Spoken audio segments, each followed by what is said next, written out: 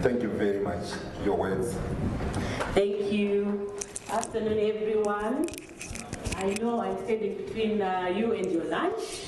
I actually left my tablet there. I have a full prepared speech, but I'm trying to also manage my time because I talk for a living, so I can talk for the whole day.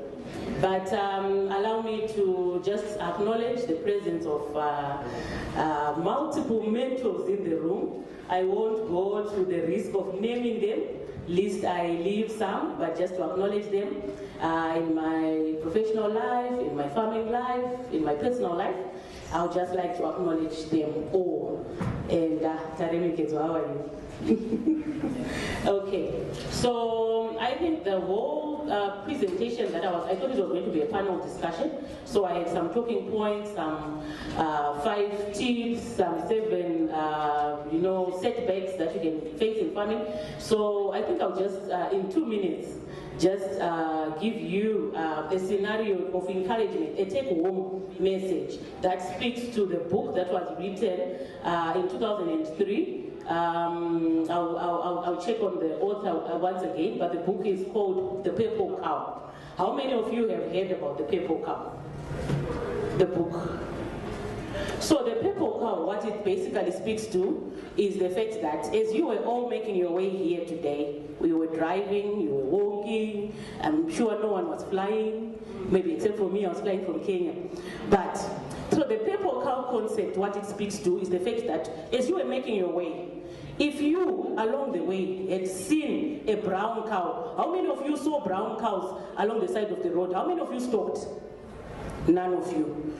If you saw the black and white cow, yes, it gives milk, we like it, but would you have stopped? No. But if you had seen along your way here a purple cow along the side of the road, how many of you would not have stopped? We would all have stopped, taken our phone, taken a selfie, taken a picture, sent it out somewhere to someone to say, I have seen Dawana Shura Kunu. I've seen the unthinkable, the purple cow concept. So what that purple cow concept speaks to is the fact that in anything you do in life, be it your professional career, your personal career, just the general being yourself, you need to identify the purple cow element in everything that you do. So in your farming journey, you need to identify what will set you apart from the rest. What can you do differently? That unique thing that you do better than others, what is it? When you identify that, you hone your craft in that area, and then you become an excellent person in that area.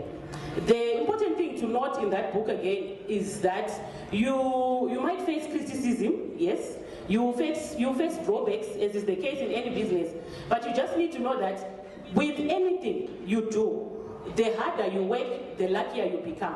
So you need to just keep pushing and working towards achieving the next level of excellence, because you cannot expect to get different results by doing the same thing, which is why this conference becomes very important. I'm very humbled, I think, by the discussions we had today. I actually have another engagement, but I thought I have to stay because of the level of depth that was in the meetings that we have today. So you should also tap into the expertise that you get from the people who have done it before you. Sometimes you don't need to pay the school fees. Why do you pay the school fees when other people have paid it for you? So the thing is to identify areas of growth, areas of improvement, benchmarking, cross-pollinating, so that you become a better version of yourself. And lastly, I want to warn you against the concept of equilibrium. Equilibrium, what does equilibrium mean? It could mean balance. It also means that you are at a constant state of no change. So if you're at a state of equilibrium, you're not growing. The next thing is, if you're not growing, what is happening? You're on your way out. So you need to move out of your comfort zone, because it's very easy for you to think, no, I'm okay where I am, you know, I've mastered everything within my space, in my corner. But if you stay in that state of equilibrium, you will not grow. So just endeavor to take the next level, the next step in whatever you're doing, so that you also break barriers and become a better version of yourself. And Peter Drucker said, and I quote, you cannot expect to see change coming from elsewhere. You need to be the change that you want to see. So be the change in your life, your personal life. Take learnings, take also opportunities to cross-pollinate with others so that you can grow. So lastly, I'll just share that I'm also a farmer. So I believe that every time I speak, I also need to speak to that, because my personal experience also, I think it will help someone. So starting off my journey in the agricultural sector, a woman in a male-dominated world, I remember my very first encounter, my very first farm visit, when I visited this farm. And, you know, this gentleman looked at me, talked to bottom, you know, trying to see if he was going to get value out of the discussion we were going to have. So here I'm speaking to you women out there, that sometimes don't limit yourself. Just see the potential in yourself even before others see it. So he then says, because I driven there, and then he came out and then he started looking for someone else who had accompanied me. And he says, so where's the agronomist? Then I said,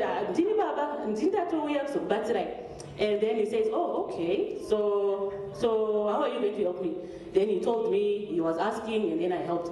But that day was a turning point for me in my life, because I told myself that I don't want to be in a position where someone is going to doubt what I'm going to tell them. So I went and I did my homework, and I tried to get everything, the facts, I tried to get everything at hand.